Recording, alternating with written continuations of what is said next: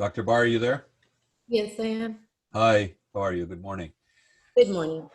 Hi, So Rob. I was saying that we've known each other for a while, and you are are out there doing something that I think is very important right now because it's the not knowing that's driving people nuts, and not knowing whether they're safe, they're not, they're a danger to others, they're not. It's all this unknowing that's really kind of making it this even more difficult than it already is with the sequestering and the staying at home, etc. So without further ado, if you wouldn't take a minute and tell people what you do, how you do it. I mentioned that you are a concierge physician, how long you've been doing it, and then let's get into what you've been doing lately because of the coronavirus. Sure. Thank you, Rod, for this opportunity. I appreciate it. So my name is Iman Bar, and I'm a physician that has worked in the community of Newport Beach and Corona Del Mar for over 20 years. So I do have different specialties. I have worked through the community as a GP, as a pediatrician, urgent care. And over the last 12 years, I've focused on concierge medicine in Newport Beach, where I live and have my practice for the last 20 years.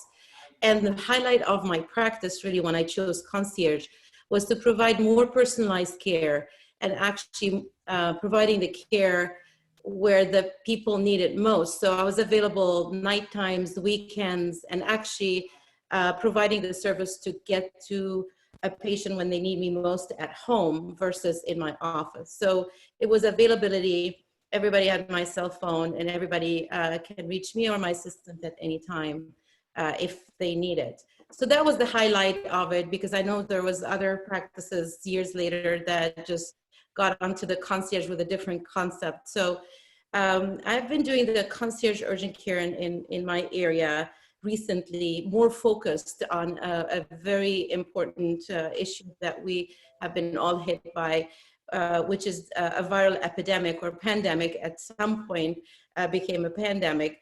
And I started getting involved when it was an epidemic in China and getting into Europe. So that's when I started being concerned. And I had one of my patients, this is how it started, early March. She just came back from England and Africa, South Africa, and she flew through multiple airports, and she called me 10 o'clock at night asking for me to see her. She had a flu symptoms and high fever and was concerned.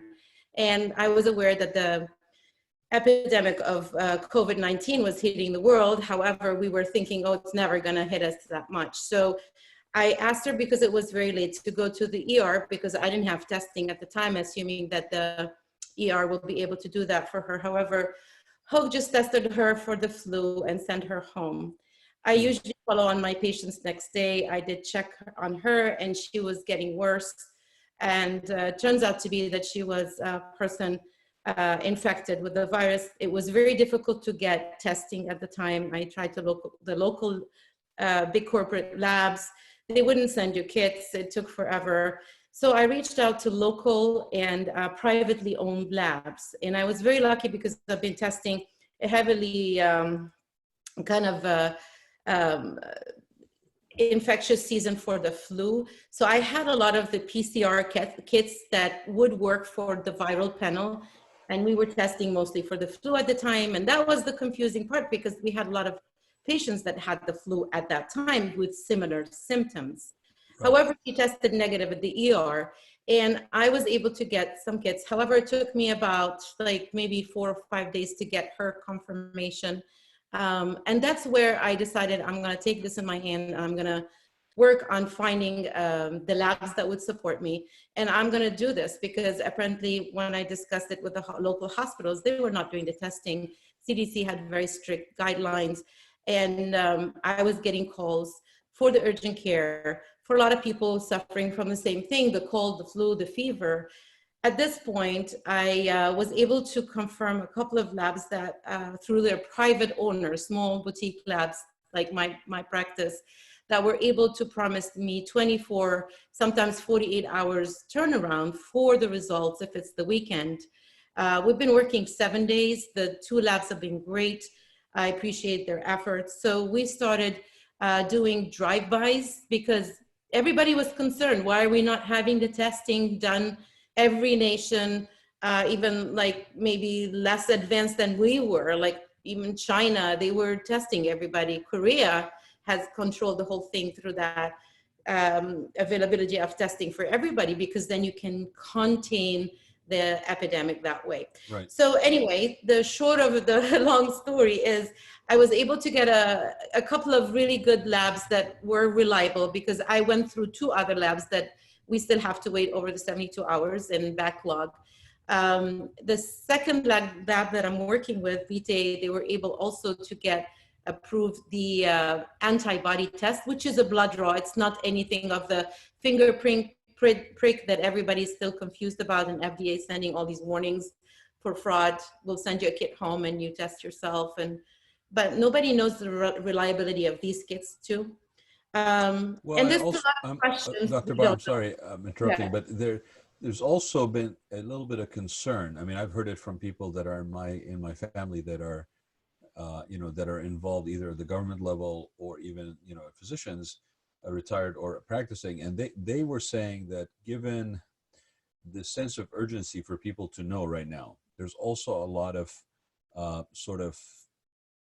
scams out there or fraud that's happening relevant to this, because basically everybody wants to get the clearance papers, say I'm good, I'm fine, especially as we want to get back to work, as the economy, economically people get hurt even more.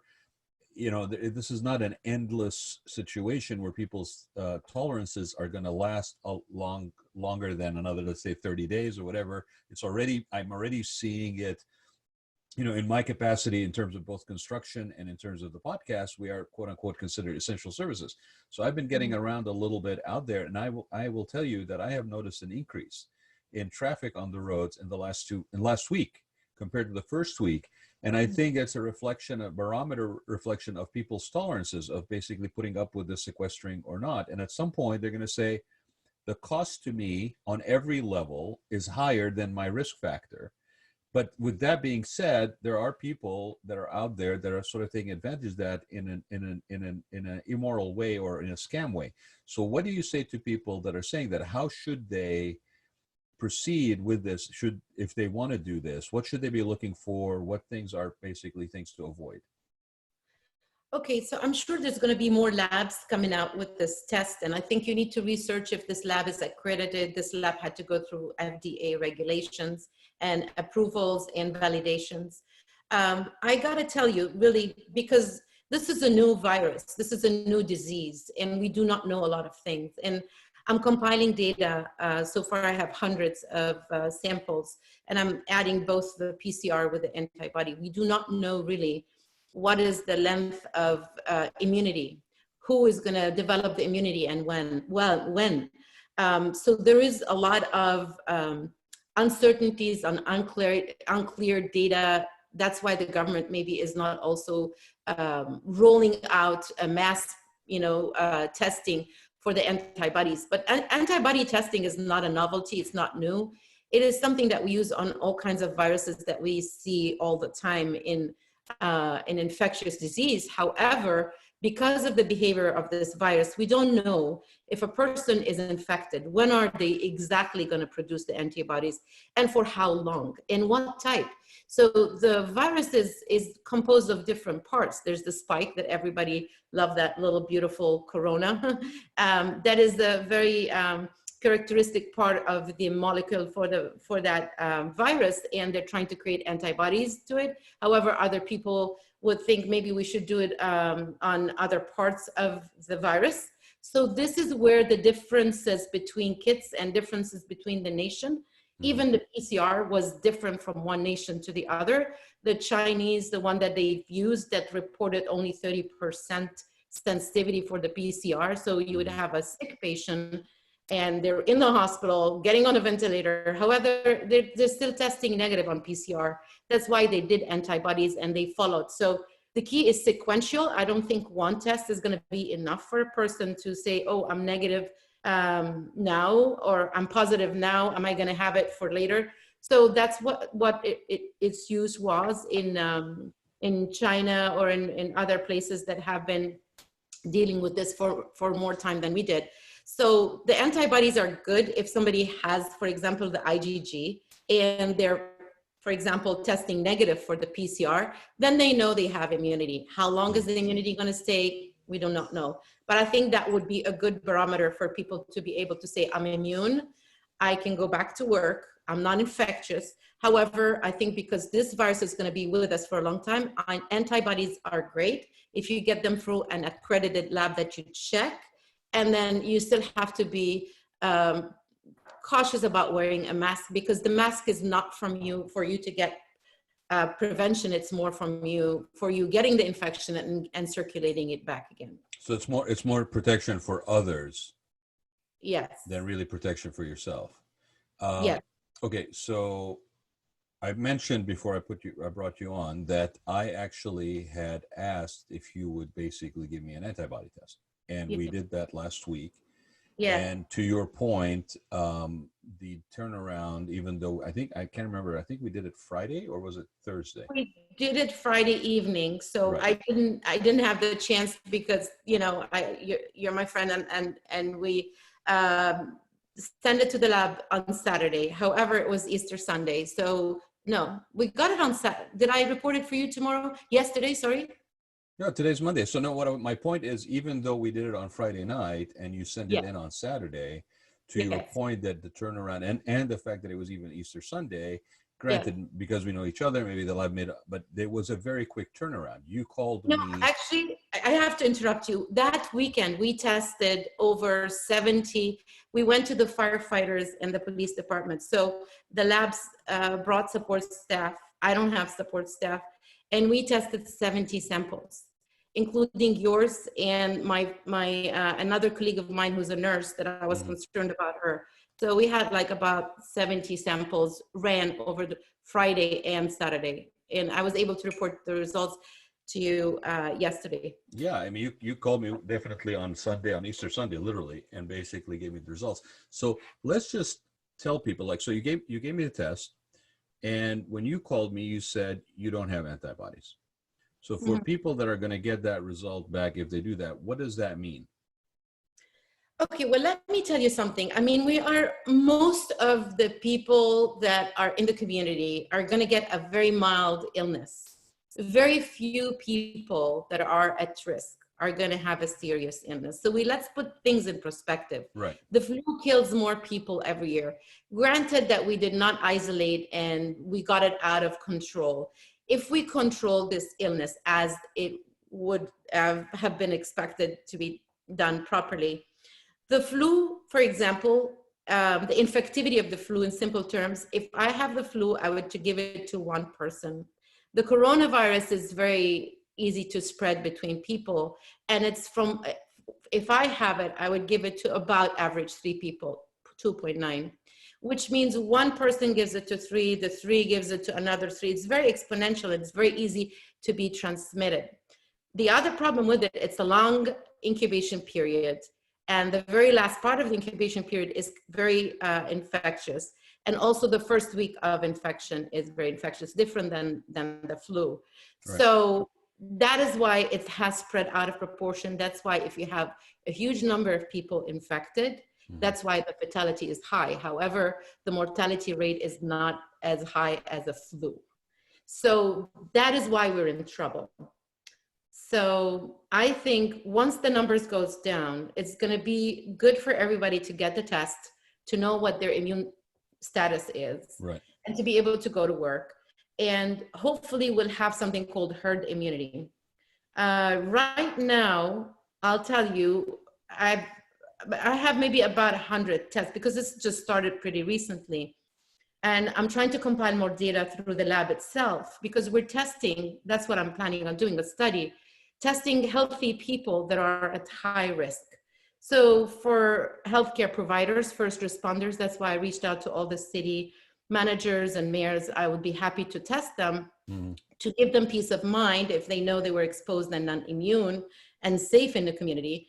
Especially they also qualify to get the nasal and PCR test. Yeah. So that is one factor. But out of all this data, if I test 1,000 people and I find most people are not converting because they're healthy and strong and barely got an infection. So far, I'm getting everybody almost negative on their immunity part. So I myself tested negative on the PCR last week, and I've seen, I want to say, hundreds of people that were sick.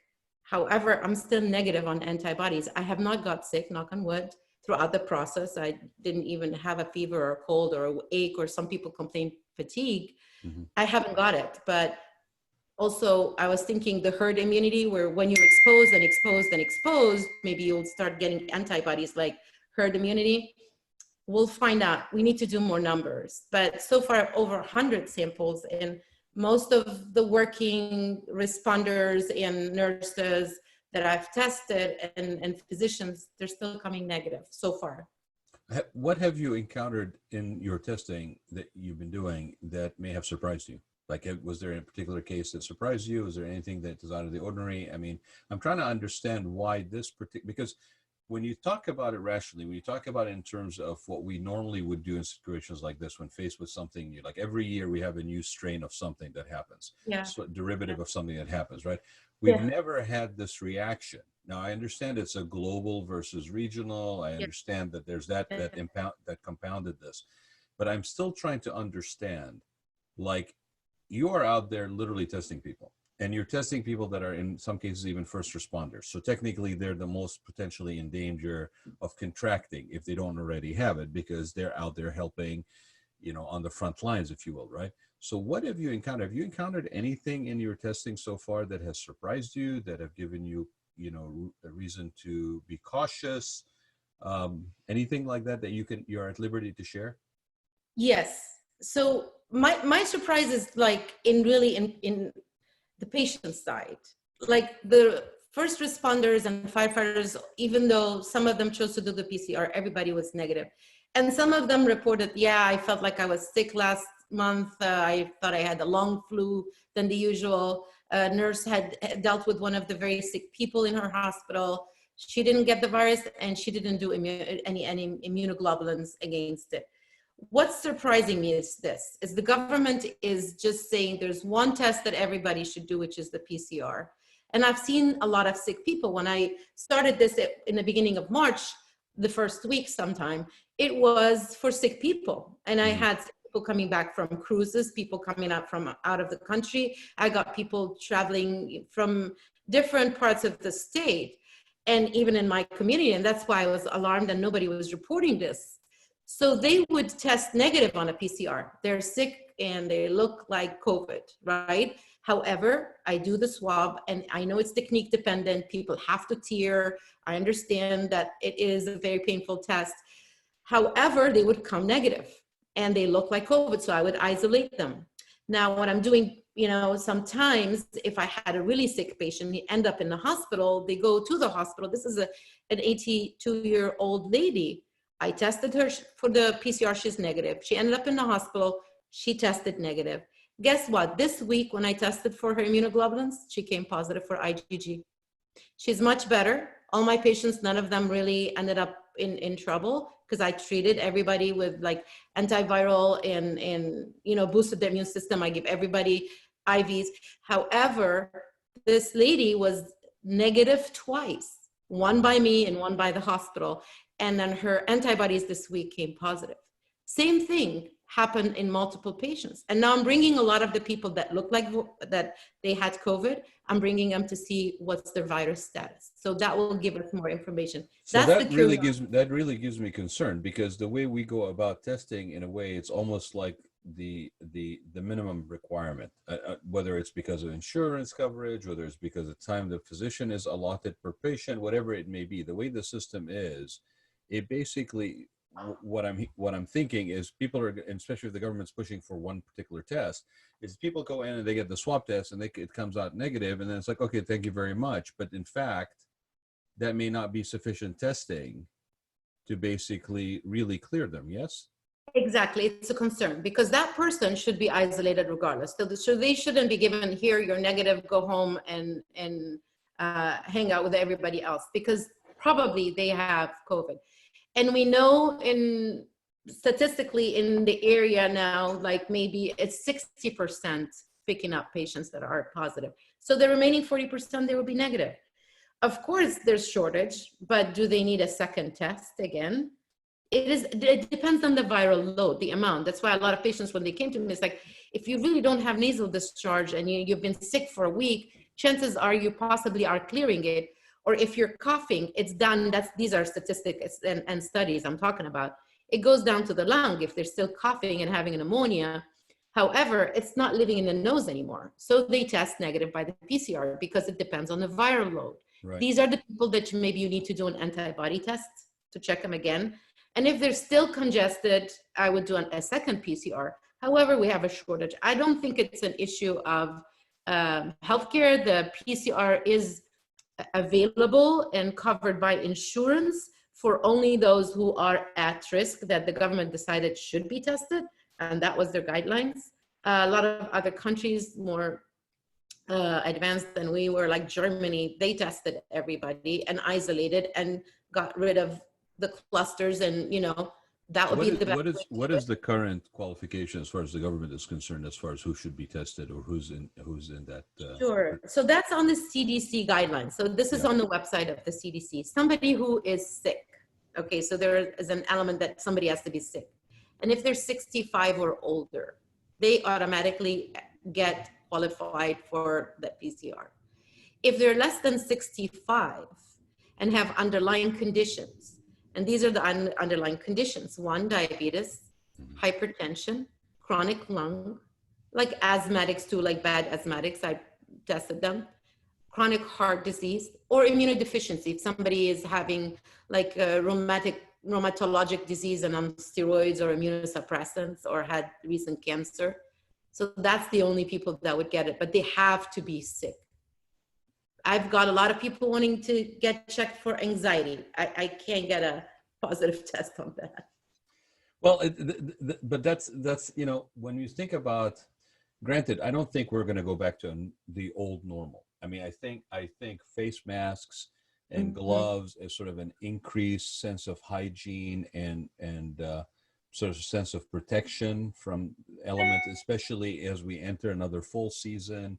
I mean, what prompted me to basically say yes when you said, would you want to do a test, is because I actually was diagnosed with influenza type 1A in January. And actually, when we were talking about the antibodies and how long they are in your system, that's also not a forever situation. That's why you're talking about possibly another test after a certain period of time, because it may come in okay one time, and then if you're feeling any of the symptoms, you should probably get tested again. So that just adds to the complication of how do we get back to some sort of normal, right? I mean, so where people are today, Dr. Bar, like where we're sitting today, 2 weeks, 3 weeks into this, depending on when the countdown started in your part of the country or part of the world, and people are shaking their heads going, what do I do? Okay, what do I do? I do not qualify. I'm under 65. I do not show any symptoms. I'm still concerned. Am I a danger to myself and others? Which I tell people, until I have my coffee in the morning, I'm a danger to myself and others. So I'm actually safe this morning. So, okay. But the thing about it is, what should people do? Do we just sit around and wait until we are basically told, now you may step up and get tested? Can we do anything other than, making your ginger drink and trying to get your immunity levels up and, work on some of these sort of home remedies that I basically do those under normal conditions, because that's just what I do as far as a regimen for wellness in winter. I do my neti pot. I do my eucalyptus spray in the shower every morning. I do a 1 inch of fresh ginger in hot water twice a day because of the respiratory, benefits of ginger. So there's things you can do. But other than that, and then just basically, pray that I'm going to be okay, is there anything that you recommend they should do today? Yes. So we know that's a general rule. When our immune system is low or down, we get more infections. So we have to be very careful, especially that we have the pandemic going on right now, with the things that we do. First of all, we need to be positive and less anxious, because when the adrenal glands are stressed, you get more susceptibility to infection, which I've noticed most of the people are very anxious. This is actually, if anything, is a good time for people to count their blessings, be with their families, realize that there are so many things that they can do on downtime that they haven't been able to do. I understand everybody is stressed financially, but we're all in this together. So if we just focus on being positive and, kind of boost our immune system by the healthy food, by having the vitamins. I've posted on my YouTube, it's under my name, Iman Bar, a lot of the things that actually are antiviral, and they're been tested even for the SARS and the MERS, the similar things, and the coronas from previous epidemics that we had, like the swine flu, and also the similar ones from corona. So basically, zinc, vitamin D, vitamin C, selenium. That's why a lot of the infections are coming from this areas, endemic and selenium deficiency. They have mutated viruses and they end up causing problems. And we don't have an immunity to it, but we need to have our innate immune system, the natural defense that we have, get a chance to actually fight it and give us some immunity to it. And then after that, I think testing will eventually be in place. I think the government is cautious who and how they will roll out the antibodies, because there's a lot of issues with sensitivity. So it's going to be the same idea like the PCR. However, now everybody that's not even sick thinks they're fine because, we don't know how sensitive it is either or not. So it's just going to be a matter of time. This is not only the United States. The WHO also have guidelines for the antibody testing, and they have mentioned and acknowledged the PCR being something that's not the best way to test.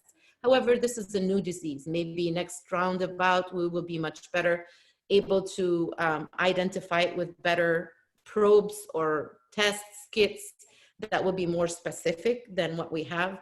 But remember, this happened very fast. And I guess we still have questions.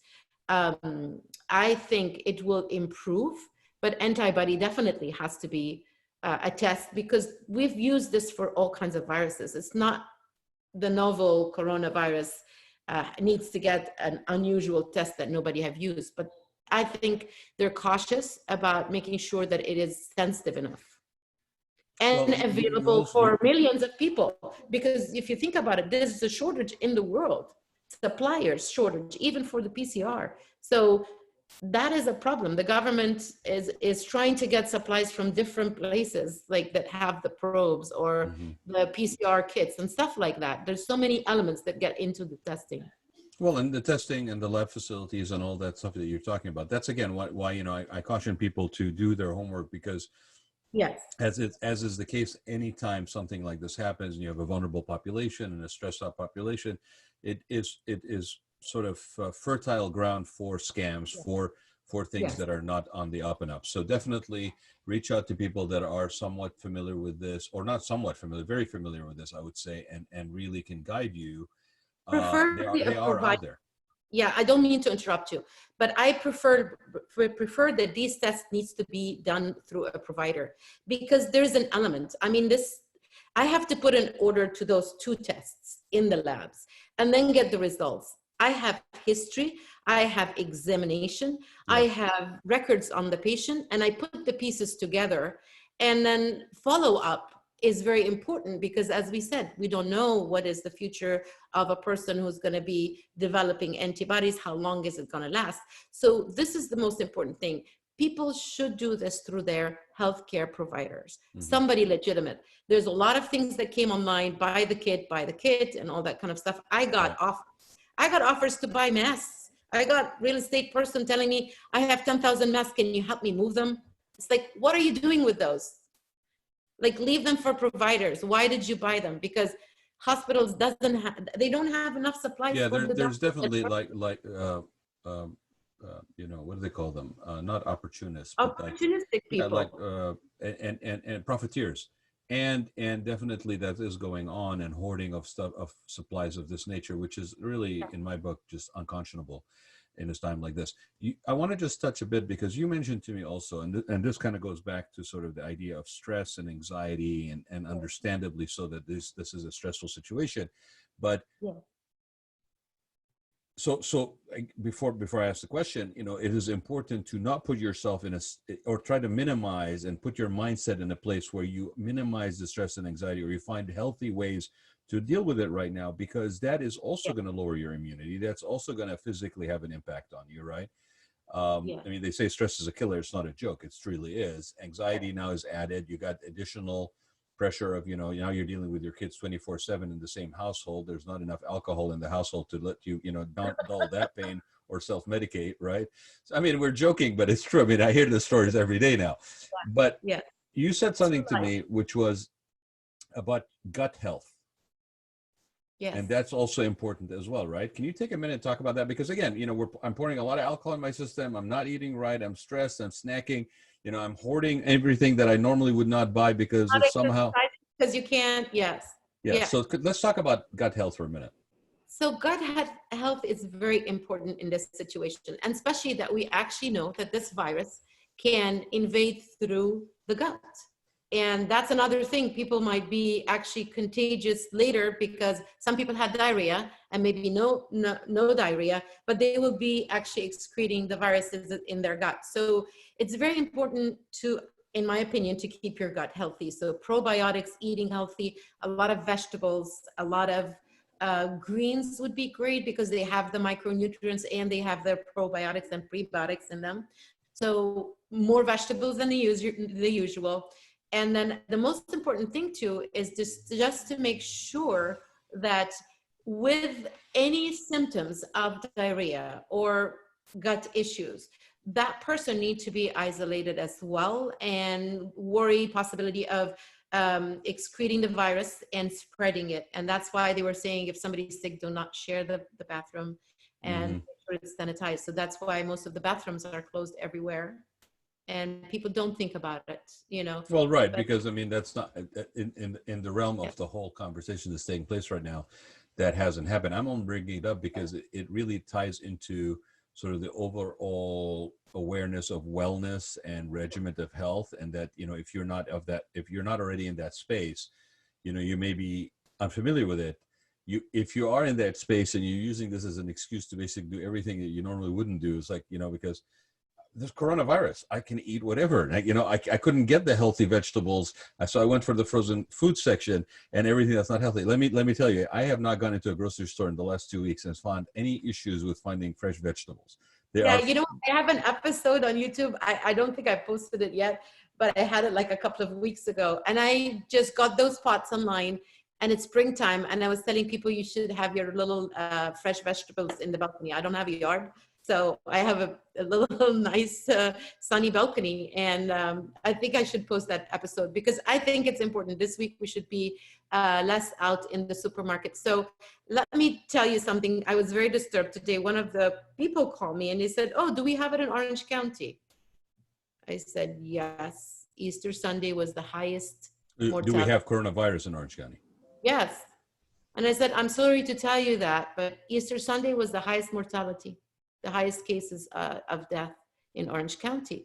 And then there is conflicting news whether this Wednesday they're going to be the peak, or some kind of scientists and people in health are saying it's going to be in May, the peak, the curve. Well, let me just say, relevant to the thing about grocery stores. Yes, I mean you shouldn't go out unless you need to, and obviously if you go out, you should be making sure that you have protections as much as possible. Again, the mask situation is not so much for yourself, although of course it helps, but also any layer of filtration. But and it's also for the other people around you, just to try to control it. But grocery stores now, it's funny because within 2 weeks, this is the thing that's very fascinating about this for me, is how quickly we have actually connected with what to do. So we have actually found ourselves adjusting to this so quickly that we basically have now grocery stores that have decals on the checkout lanes to basically allow for the 6-foot spacing between people and so forth. But again, be smart about what you're buying, be smart about what you're what you're doing on a daily basis, because right now it may seem like all the rules and normalcies are out the window. They're really not. Sorry, Rad. I missed you for a minute. I missed you because the internet was Oh, on it's speaker. it's okay. I know it froze a little bit on my end, Dr. Barr. But Okay. what I was saying is just, you know, it's fascinating how quickly we adjust to things as human beings. There's grocery stores now that have decals that are like branded decals on the floor with the 6-foot separations and all that stuff, and one side in, on the other side out, and the line is outside. So everything around us is adjusting. If anybody's thinking we're going back to the old normal, think again. We're going back to a new normal, and some of these Yeah. things are going to be with us, which is not necessarily negative. I mean, you know, you and I basically grew up in parts of the world where we basically never brought vegetables and fruits into the house and didn't wash them. So for Hmm. somebody to say, well, oh my God, I have to wash my vegetables and fruits, I'm like, yes, welcome to the rest of the planet, right? You know, I have to maintain my gut health. I have to basically maybe think, what am I doing? And, you know, that's more maybe holistic or, you know, natural, you know, treatments or something that is not necessarily big pharma related during the course of my winter, because I'm more likely to be exposed. My immunity may be done. Be aware of the fact that if you're stressed, you basically are a little bit more risk than if you're not stressed. So Yeah. these are things that are not necessarily negatives if we become more used to them as a whole, as a society. Hmm. That being said, again, I want to just make sure that people know how to get hold of you. So if you wouldn't mind, let's share the website with people. What website can they get hold of you, or how can they get hold of you, Dr. Barr? So I have Newport Concierge Medical. It's a mouthful. Newport Concierge Newport Medical.com. Concierge Medical. Yeah. But I also have it pointed to housecalls.doctor. So it's a lot of house calls, but one doctor. Yeah. And she brings her own medical bag. There it is. You see, you can see it behind me. So, you know, and also, we decided to do this today because I believe you are going to actually have some media coverage, at least local media coverage tonight. Yes, please spread the word. So tonight, I'm going to be on national TV. Last week, I was on California TV, Channel 7, and this tonight, because I was involved in promoting the antibody testing and communicating with the producers on some, you know, scientific information that probably would be beneficial, and getting the word out that antibody testing should be hopefully rolled out soon. And, you know, tonight I will be on a Nightline ABC. I don't have a TV, sorry. I have to download an app. So Well, we'll Nightline find ABC. it. I I was on believe. it before. Yeah. I think that's what you told me. Yeah, I thought you told me Nightline ABC, but we will make sure to post that as well on when we post this for people. Dr. Barr, thank you. I know you're very busy. I know you're running Thank you. around Thank you. and But doing. one most important thing, if you're going to send this to all your, you know, fans out there, I know you have like a great, you know, show going. Please ask people to keep their distance. It's huge. It's a teeny virus. And if everybody is out there thinking they're jogging or walking, if they are walking in the same path where that droplet is, they're going to breathe it. So a mask can help the protection a little bit. And it has to be a mask that's washed. It cannot be the same, you know, mask that they've had, whether it was the N100 or P95. They should not be wearing it on and on. They're increasing the risk. So when they're out, please wear, even if they're disposable masks, because that droplet is in the air and the virus is very tiny. It hangs out in the air for hours. So even if they say, oh, I'm walking in a place where there's nobody, somebody was there an hour earlier and sneezed or coughed. So So please, let me ask you something, since you brought it up. So what do you think about all these like masks that are being made right now? I mean, obviously different fabrics. There was a report from Forbes, one of the ladies I actually interviewed, who's doing a lot of this volunteer stuff, and they actually just, I think, filled an order for the USS Teddy Roosevelt, actually, even last weekend. And so what do you think about that? I mean, for those people that are looking to buy something, they can't find the other ones. I agree with you completely. There's a misunderstanding that the disposable ones, the N95s, those are ones that you can use over and over and over. You can't. So with the fabric ones that are washable, there's some that maybe even have the ability to put a filter in the pocket or something of that nature, double lined or triple lined. I've seen them both ways. What do you think about that? Is that a good investment for people to have maybe a couple of those to keep around, you know, to be able to wash them and put them through those cycles so they always have a fresh, clean one? I think this is going to be with us for quite a bit of time. Our culture has to change. We will be wearing masks more often coming up, probably in the near future. Hmm. That's not going to go away. And maybe next year or whenever we have a season like that. So if you have a homemade mask or the P95 Yeah. or the one N100, the surgical masks, even the P95s, they do not protect from the virus. I told you the virus is 0.1 microns and less. Yeah. These only filter up till 0.3. So even the physicians and the nurses, first responders, they need those masks because they're very close to a patient. That's why we also wear a shield and we can't find them. The problem is the virus will go through them again. And unfortunately, people are reusing them. So the virus is sitting there and there's a way of sanitizing them, but that's not the best way. I think people should have masks made at home or somebody professionally making the mask. If they want to put the filter, is fine. And it's not by any means thinking if they have the mask, they're 100% protection, they need to keep the distance. That is the key. Keep the distance and put on a mask. The mask can protect you probably a little bit, not 100%, but also Well, anything is better than nothing, right? At this point, I mean, anything is. absolutely, absolutely. But I'm not saying like put a mask and you're going to be 100. Even the N100s and P95s are not. It's on the FDA website. It says you might even die. It says that the risk of protection and you might even die. So I think it's important to people to get the washable ones. That is huge because you can have 4 or 5, you wash them, the virus dies from hot water in the cycle. I think these are safer. Actually, I would wear my, N100 or P95, and then I can have another one on top because Right. you know what, these could be cleaned off. Yeah, no, I agree with you. I mean, I think again, it's not 100%. There was a report by Forbes, I think, after the last, it might have been either SARS or I don't think it was H1N1, but there was a report about what different materials had in terms of filtration. To your point, it's a very minuscule sized virus. Anything is better than nothing. Don't be walking around there stupid. And I think you're right. I think this is going to be with us for a long time. I even predicted, I think my first interview when I started doing these on a daily basis, I said to whoever I was talking to, I said, I bet you these, if they don't make it to the fashion runway by the fall season, they will be in the spring collection, right? I saw the cutest one, the eggs for Easter, they had masks. Did you see that one? Yeah. I mean, I'm already seeing people, and I think it's a little grotesque and really kind of lacking of empathy and compassion, but I've seen people, selling like Louis Vuitton and Fendi and Hermes masks, and I'm thinking that's totally obnoxious right now. But with that being said, yes, I think it's already crossing the line, right? I think again, like everything else, there's a lot of potential scams out there. You want to do your research, find out what you're buying, who you're buying it from, how is it put together.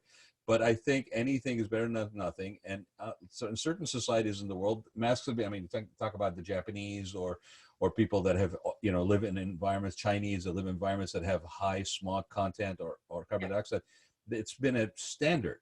And I think if you buy a few of them, and I agree with you 100%. I mean, I have one that is washable. I'm already at a point where I need more than one because I can't just, it's like my reusable grocery bags or things that I have to wear. Like I can't just have one because I can't wash it every day, and I'm not going to run the washing machine on something this small. So you should have a few and basically put them through circulation, and at least it will give you some level of protection. And if it happens to be something that you can put another filter in there, now you got 2 layers of fabric and 1 layer of filter, so it increases it. And I'm sure over time the filtration will become available where it's a little bit more, like it's almost like air conditioning. Like eventually they came up with better filters to capture more particles. So somebody is going to come up with a filter that will fit into the mask that will provide you with additional that, right? Yeah, the more the layers, the better. And if you go out more than once, go to the supermarket and then you have to go to the gas station, change the mask and wash it. That's my advice. Well, And the mask.